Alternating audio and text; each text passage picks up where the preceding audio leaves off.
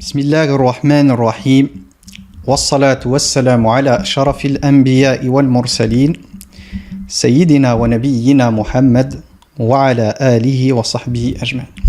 Alors bienvenue à vous dans donc ce cours dédié à la plateforme Libère ton âme. On est dans le module 2 et la date d'aujourd'hui c'est le 12 septembre 2022. 12 septembre 2022. Alors la fois dernière, le sujet qu'on avait abordé ensemble, c'était la question des pensées. Et on avait vu ensemble, donc je vais sur le slide, on avait vu la différence qu'il y avait entre ce qu'on appelle les pensées automatiques, ou la pensée automatique, et la pensée alternative. Mais pour ne pas vous perdre, on ne sait jamais qu'il y a des personnes qui arrivent aujourd'hui, ce qu'il faut comprendre avec la question de la construction identitaire, de notre identité, c'est que l'identité, donc, est quelque chose qui renvoie à ce qui amène à vous définir. C'est ça une identité. C'est pour ça qu'on parle de carte d'identité. La carte d'identité a pour fonction de pouvoir savoir qui on a en face de nous. Quelle est la personne qui est en face de nous. Donc l'identité, c'est quelque chose, quand on réfléchit bien, qui va allier deux choses. Des éléments descriptifs de la personne, du type le genre par exemple, de la personne, donc ça va décrire son genre, donc homme ou femme. Ça nous donne aussi le moment de la naissance, sur la carte d'identité ce qu'on retrouve, la nationalité, pas forcément l'origine mais la nationalité, l'adresse, le lieu de la personne. Donc, la carte d'identité ne dit pas beaucoup de choses sur la personne. Là, nous on étudie l'identité à travers un autre prisme, qui est celui d'une chose construite, qui est celle, l'identité, celle d'une chose construite, d'une chose qui va évoluer, qui va changer, qui va être amenée à se construire, mais aussi à se déconstruire.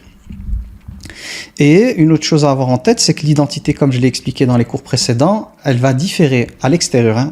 Donc l'identité qu'on va vous attribuer va différer d'une personne à une autre. Et puis vous changez d'identité en fonction des gens avec lesquels vous êtes.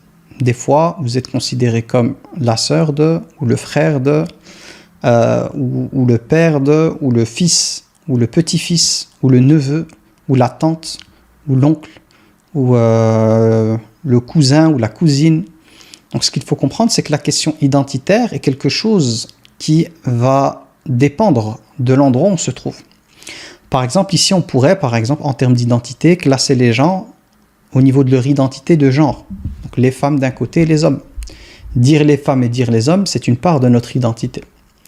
D'ailleurs, on voit bien que l'identité est souvent, en tout cas dans pas mal de cas, est une source en fait de conflits. Des fois, on oppose les femmes aux hommes. Des fois, on va opposer les musulmans aux non-musulmans. Des fois, on va opposer les personnes en fonction de leur pays d'origine. Si on prend juste par exemple le Maghreb, opposer les gens par leur pays. Personne elle est tunisienne, l'autre elle est algérienne, l'autre elle est marocaine, d'autres personnes qui sont d'Afrique de l'Ouest, d'autres d'Europe, etc., etc. Donc il peut y avoir des oppositions. Mais dans le même pays, même quand on est dans le même pays, l'être humain a ce besoin bizarre de, à chaque fois, appartenir à un groupe et se distinguer. Tout le temps, appartenir et se distinguer. Parce que dès qu'on va mettre les gens ensemble qui sont du même pays, là ça va être la ville. Une fois qu'au niveau de la ville, les gens vont se rassembler en termes de ville, on va trouver encore autre chose, qui est, plutôt que la ville, on va dire, en Belgique, on parle dans une ville, il y a des communes. En France, je ne sais pas si c'est des communes ou pas, mais si vous prenez par exemple Paris, vous avez des quartiers, je pense, où voilà, on parle d'arrondissement, je pense, pour Paris, par exemple, je prends juste Paris, ça va être ça va être des codes, même dans le rap, on le voit, de quartier. Moi, je me souviens, à Bruxelles, par exemple, les gens se définissaient par leur commune. On appelle ça des communes, c'est-à-dire qu'une ville, elle est constituée, en tout cas en Belgique, c'est comme ça, une ville est constituée de communes. Et je me souviens, donc les jeunes du quartier s'identifient à la commune. Quand on est dans la commune, c'est par cité. Dans la cité, c'est par bloc, etc., etc. Donc ça montre quoi? Que l'être humain, en fait, c'est un être qui va chaque fois vouloir appartenir à un groupe et se distinguer. Et il peut y avoir des conflits à cause de ça. Et là, l'islam va rentrer et va nous poser en fait une manière de voir qui casse en fait, qui fait tomber tous ces murs. C'est-à-dire que nous, l'identité à laquelle nous devons tenir, et qui est une identité immuable qui fait partie de nous avant même notre naissance, c'est celle d'être des créatures d'Allah Tabaraka wa Ta'ala. Et en plus, d'être des créatures d'Allah Tabaraka wa Ta'ala qui sont de la lignée d'un homme qu'on appelle Adam alayhi salam. Tous les êtres humains sont les fils d'Adam alayhi salam. Et le prophète alayhi salam rappelait ça même quand il commençait son discours.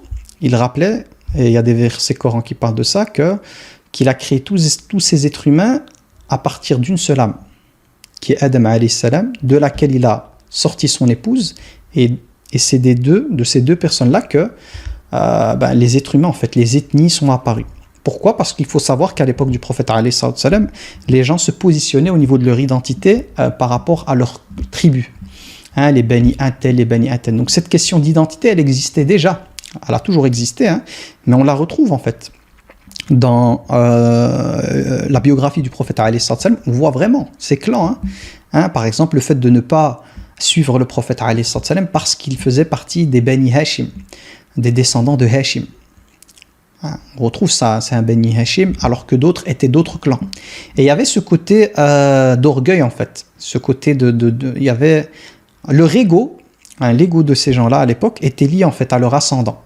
Donc une fierté d'appartenir à tel clan, Bani Marzoum, Bani Tamim, etc., etc. Tous ces clans en fait. Et ils se positionnaient avec cette identité de clan. Pourtant, lorsque vous regardez ces personnes-là, pour vous montrer cette distinction à chaque fois qu'il se fait, c'est incroyable l'être humain. À la base, ce sont tous, en tout cas pour ceux nommés ici, que j'ai nommés, à la base, ce sont tous des descendants de Quraysh. Ils ont le même arrière-grand-père, parce que Quraysh, c'était une personne. Et de Quraysh, vous avez ces différentes tribus par rapport aux fils, les enfants qui sont arrivés, des tribus qui se sont formées. Finalement, les noms qui sont donnés, comme Bani Hashim, etc., c'est Bani Hashim, c'est en référence à Hashim, qui est l'un des grands-parents du prophète, mais aussi un descendant de Quraysh. Donc c'est incroyable de voir à quel point l'être humain il est particulier en fait, dans le sens où il a besoin de se distinguer, il a besoin de montrer qu'il est différent, et même il a besoin de montrer qu'il est mieux que les autres. Et ça, ce n'est pas un comportement coranique. Hein. L'islam, le Coran, il est venu en fait pour balayer ce genre de choses et pour montrer à l'être humain que sa valeur, ce qu'il valait auprès d'Allah Tabaraka wa Ta'ala, était lié à sa piété, pas à la question de l'appartenance à tel ou tel clan, à telle ou telle tribu, à telle ou telle classe sociale, ou d'être un homme, ou d'être une femme. Peu importe la position. On pouvait, à l'époque, ça existait, l'esclavage, c'est pas l'islam qui l'a instauré, il existait avant l'islam. L'islam a encouragé par les différents types d'expiation à libérer les esclaves. Chaque fois dans le Coran, vous allez voir l'expiation, affranchir un esclave, affranchir un esclave, affranchir un esclave, affranchir un esclave. Donc on voit que l'islam a motivé à l'affranchissement des esclaves, mais n'est pas venu d'une manière brute, parce que l'économie, elle tenait par ça. Si du jour au lendemain, le Coran était venu abolir l'esclavage, c'était catastrophe pour tout le monde, que ce soit pour l'esclave, que ce soit pour celui qui en avait, parce que l'économie tenait comme ça. C'est comme si nous, aujourd'hui, on décide de mettre un terme au système capitaliste, plus d'usines, plus rien. On va se retrouver vraiment tous dans les problèmes.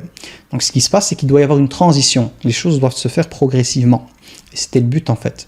À chaque fois, on retrouve dans les textes cette expiation d'esclaves qui ramène même des hasanat. C'est des récompenses, soit pour l'expiation, en faisant l'expiation, ou même affranchir un esclave comme ça de soi-même, les gens étaient récompensés pour le faire. Donc pourquoi je vous parle de ça ?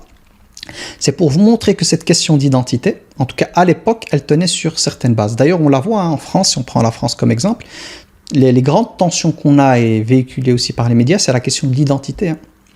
On retrouve des choses qui ont été votées au niveau des lois qui sont liées à l'identité. Des lois, des nouvelles lois, etc. C'est l'identité en fait. Et l'être humain, il est comme ça en fait. Cette question d'identité, elle va le suivre en fait jusqu'à la tombe. Et c'est à partir de l'identité qu'il y a pas mal de choses, en fait, des virus qui peuvent se retrouver à l'intérieur de la personne.